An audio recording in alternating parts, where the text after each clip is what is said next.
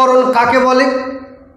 আপনার প্রেমিক, আপনার প্রেমিকা, আপনার ভালোবাসার মানুষ, আপনার গার্লফ্রেন্ড, আপনার বয়ফ্রেন্ড, আপনার স্বামী, আপনার স্ত্রী সর্বসময় আপনার হাতের মুঠোয় থাকবে, এর নাম হলো বশীকরণ।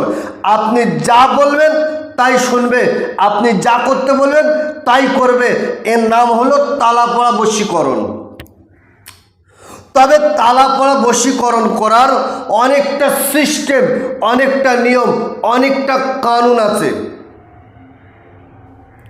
এর তালাপড়া বশীকরণ কিভাবে করবেন, কে করবেন? আপনার প্রেমিক, আপনার প্রেমিকা, আপনার ভালোবাসার মানুষ, আপনার গার্লফ্রেন্ড, আপনার বয়ফ্রেন্ড, অথবা আপনার স্বামী, আপনার স্ত্রী, যে আপনার থেকে আপনার হাতের নাগালের বাইরে চলে গেছে, যে আপনার থেকে দূরে সরে গেছে, তার জন্য যদি আপনি তালাপড়া বশীকরণ করেন, তালাপড়া বশীকরণ হবে না। পরিষ্কার কথা। যারা কাজ জানে না তারা বলবে যে হ্যাঁ বশীকরণ, তালাপড়া বশীকরণ হবে, তবে আমি বলছি হবে না। লিখে রাখুন। প্রথমত তালাপড়া বশীকরণ করতে গেলে যে আপনার প্রেমিক, আপনার প্রেমিকা, আপনার ভালোবাসার মানুষ, আপনার স্বামী, আপনার স্ত্রী, যে আপনার থেকে দূরে সরে গেছে, সর্বপ্রথম আপনাকে তাকে বশীকরণ করতে হবে। আর বশীকরণ করার পরে আপনার দিকে ঘুরিয়ে আনতে হবে, সে যেন আপনার জন্য দেওয়ানা হয়, আপনার জন্য পাগল হয়। তারপরে এবারে আপনি কি করবেন? যখন দেখলেন সে আপনার তাবে হয়ে গেছে, আপনার গোলাম হয়ে গেছে, এরপরে আপনি তালাপড়া বশীকরণ করুন। এরপরে তালাপড়া বশীকরণ করুন। সে আপনার জন্য গোলাম হয়ে থাকবে, সে আপনার জন্য পাগল হয়ে থাকবে। জি হ্যাঁ, তবে তালাপড়া বশীকরণ করার অনেকটা সিস্টেম, অনেকটা নিয়ম, অনেকটা কানুন আছে। আমি তালাপড়া বশীকরণ করি নরকমভাবে, নরকম একত্রিত করে তালাপড়া করি। গতকালকে একজন আমার চেম্বারে এসছে, এসে বলছে হুজুর আমাকে তালাপড়া করেছে। আমি কেমন? তাহলে তালাটা নিয়ে কি পড়ে ফুঁদে বলছে নদীতে ফেলে দাও। আমি অতটুকু শুনে বললাম তোমার কাজ হয়নি আর হবেও না।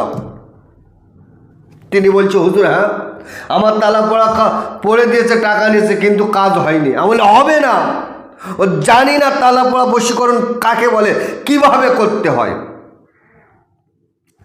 তো যাই হোক, ভালো করে বোঝার চেষ্টা করুন।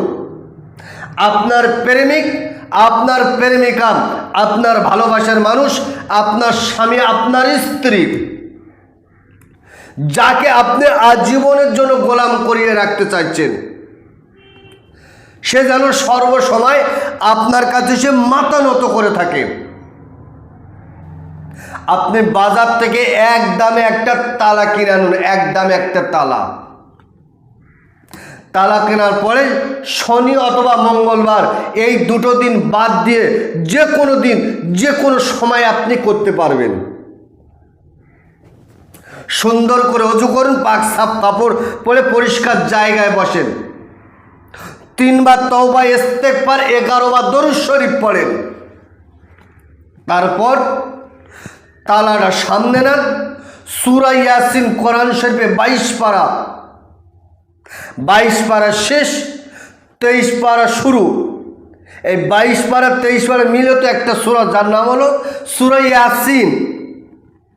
আপনি একবার পড়েন, পুরোটা একবার পড়েন।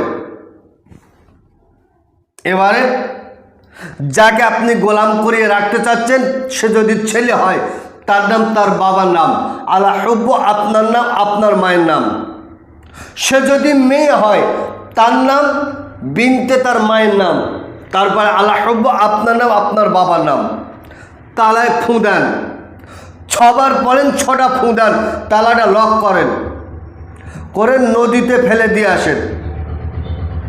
দেখেন আমি একটু দেখতে চাইছি আপনার প্রেমিকা, আপনার ভালোবাসার মানুষ সে আপনার গোলাম হয় কিনা, সে আপনার কথা মতো চলে কিনা। আপনি যা বলবেন তাই করবে, আপনি যেভাবে চলতে বলবেন সে সেইভাবেই চলবে, 100% গ্যারান্টি। কাজ শিখতে হয়, কাজ করতে জানতে হয়, তারপরে কথা বলতে হয়। বর্তমান সময় ভাওতাবাজি ছেয়ে গেছে, বলছে 1 ঘন্টায় বশীকরণ, 1 সেকেন্ডে বশীকরণ।